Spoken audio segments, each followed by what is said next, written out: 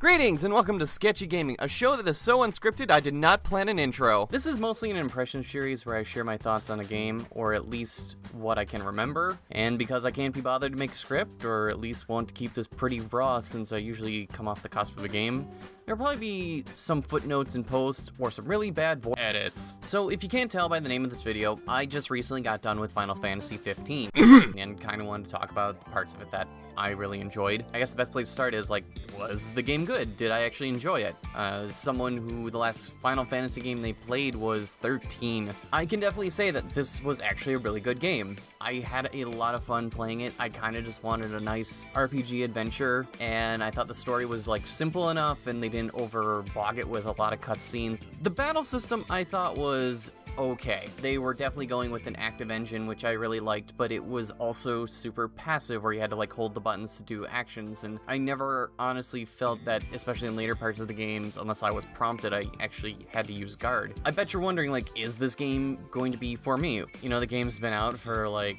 so many months, so, I don't think you need me telling you if it's good, but to set your expectations for, like, if this is for you, the game starts with you as Noctis and his 3 friends pushing a car, and Stand By Me by Florence and the Machine is playing. So if you can't set your bar there to if you're going to enjoy this or not, yeah, I don't know what to tell you. So let's just talk about a couple things that I enjoyed and didn't like in this game. Again, if you want like a full review, you probably want to go somewhere else, because this is just me giving my sketchy thoughts on this. Something I really liked about this game was the characters. None of them were actually bad. Some of them I just was like, about. Noctis kind of hit around there. Like, I didn't hate him, but even towards the end of the game, well, end of the game, he has a huge character change, and so he got better, but still was my favorite. If you want me to talk about Noctis more, I'm pretty sure I could do a whole video about him if I wanted. But of the characters I actually really enjoyed, Ignis was like one of my favorites, but that's not a shocker, because I usually go for kind of more of those eccentric, proper characters, and he was definitely like the mom of the friends group, and I kind of liked that because it wasn't like done in like a stupid pandering way. He liked cooking and things like that, and the cooking was actually a benefit in the game, which was actually really cool that, you know, a hobby of someone actually has a perk for you. Did anyone else only think that he had the most useful tech skills? Like, he had the regroup and he had the enhancement, he could mark multiple enemies. I had the most trouble picking what skill I wanted him to use as opposed to Gladios and Prompto, which I kind of just kept them with one skill and never had to change it out for something. Easily my favorite character that I did enjoy was Lunafreya. For those who don't know, this is Noctis's fiance, bride-to-be, in the story. I guess if you need a quick wrap-up of the story, Noctis is going to go marry Lunafreya to basically delegate peace between his land and her family's land, and yeah, that's pretty much it. Anyways, what I liked about her was... Okay, so spoilers... Here we go. Shortly into the game, you find out Noctis's country is invaded while he's on this road trip, and his dad is killed. Turns out the country is now trying to kill Lunafreya because she has the Ring of Lucius. So her own country's trying to kill her, and in the midst of all this, she's still being a person to her people, going around, healing people, trying to get this ring back to Noctis. And come Chapter 9, there's a very touching and emotional part where it definitely got to me. I love how she was very duty-bound. I guess if there was one thing about her I would have liked more. Also, she slaps the shit out of Leviathan. This is your fault, snake person. The one thing about her that I kind of wish they didn't do, and this is just personal preference, if you found this okay, that's fine. I actually wish they would have made her entirely duty-bound. Like, she actually didn't care for Noctis on a romantic level, because when they brought that kind of stuff in, it was, to me, this is to me, it felt very out of, like, left field, considering how this character was developed in the story we saw. Probably watch Kingsglaive again now that I know what's going on. And I actually would have liked that a lot if the reason she was even marrying Noctis was because of the fact that she had a duty as the king's oracle, that she put that over her own personal well-being. I'm not saying that she had to, like, marry Noctis, basically be this, like, self-doubting person, because she clearly liked Noctis. If she would have done it for the greater good of her country, I don't know, just something about that would have been a little bit more enjoyable to me. But I guess the fact that she did actually love him was more beneficial to her in character, I guess? Again, just my personal thing, and I really hope she becomes a playable character, because I liked her a lot. So on to something that I really didn't like. This game has a very open world, and that's really cool. And I'm not going to complain about the driving. The driving actually didn't bug me that much, because I would go do it,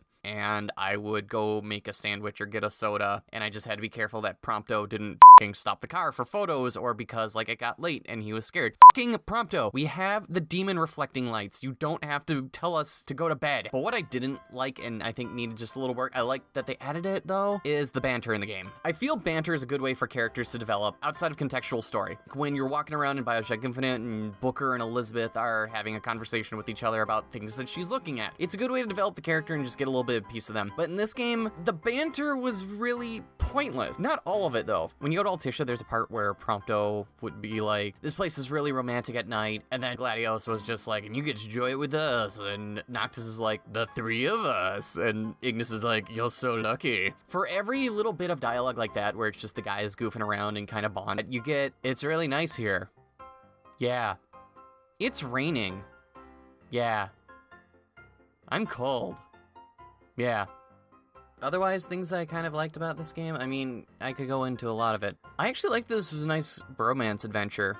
Now, I'm not going to just say that there aren't enough games where it's like guys being guys together. Again, I don't play many Final Fantasy games. This is the first Final Fantasy one where this has happened, and I actually kind of liked it. Not saying like, ew, no girls. It was kind of nice just to have that bonding experience of like brotherhood and things like that. And I actually really liked that when you get to that last point in the game where, again, spoilers, spoilers, spoilers, where after the credits roll and you get to see what Noctis said at that last meal you have. There were man tears, guys. I'm not going to beat around the bush. There were man tears. Noctis talked about his friends, especially because Noctis is kind of a dick who takes his friends for granted for most of the game. Again, I could say a lot about Noctis, and he wasn't a shit character, but he was not good. He wasn't great. He was okay. I actually really liked that this was more of like, again, camaraderie, brotherhood kind of feel. It made the actions of the characters. Ignis is more of like the mom, but then you have Gladios who's more like the father, and Prompto is more like the brother, and their roles that they fall into, and it's just, you can kind of see how they play off each other and work in this family that they became on their own. And that's actually a really neat thing to note is just, you know, sometimes you find family in the places you don't expect. And I actually liked that a lot. I really enjoyed that aspect of this game. Moving on to something that I hated before I start crying on the microphone is the summons were lame. Not how they worked. I actually kind of enjoyed that they would be a MacGuffin tool that will come in once in a while and help you out. I just thought they were really lame looking. The ones you actually get to use are not that fantastic. Except for Leviathan, all of them are humanoid and really boring looking. Ifrit basically had horns, slicked back hair, and crispy bacon pants. You don't even get to use him, which is stupid. Shiva was really boring to look at too. Nothing really interesting. Like, it was just like all flat, like pale whites and blues. And before you're just like, well, she's ice. She's not supposed to look like anything beyond that. But Tens had a really cool like, comment, subscribe, follow me on Twitter, go! Designed Shiva, and that one worked really well, and there were contrasting blues, and there was definitely some colors that helped pop, and tones that made things stand out. Well, it was just this flat white and boring. Then there was Ramuh. I really don't have much to say about him. His staff was cool. He came to my aid a lot. Leviathan was the only kind of interesting looking one, but Leviathan's a dick, so, like, every time she would show up, I'd be like, why'd it have to be you? Oh, Titan was just a big naked dude. Like, Titan's a big old naked guy. He actually looked better when he was corrupted, or whatever that crap was that was growing out of him, but now he's just a big old naked guy. He's never showed up for me, probably because I call him a big old naked guy. And then there's Bahamut. Bahamut. If I don't pronounce this one right, someone's gonna let me know. Bahamut. Doesn't roll off the tongue for me that well. Bahamut. I really think they peaked with this character's design in 10, and they just don't know what to do anymore. And again, I don't play much Final Fantasy. I just remember 10 was my first one. I'm like, that dragon's awesome! And now, when I saw Advent Children, it basically kind of looked the same, but it had the weird skeleton teeth. Now there's this one, where it's kind of the same, but he's f***ing huge, and now he has swords for wings, and it's just kind of dumb. Maybe there's something in the mythology that I missed where they're all human except for one of them. I don't know, some varying contrast would have been nice. Just kind of bleh. God, I hate to leave off on a negative. I gotta think of something positive. Hey, the trophies were reasonable. That was cool. I actually liked that the trophies were within reason and actually were reflective of playing through the game. Like, your skills level up, and then, trophy. You want to go get the Royal Arms because those are good weapons?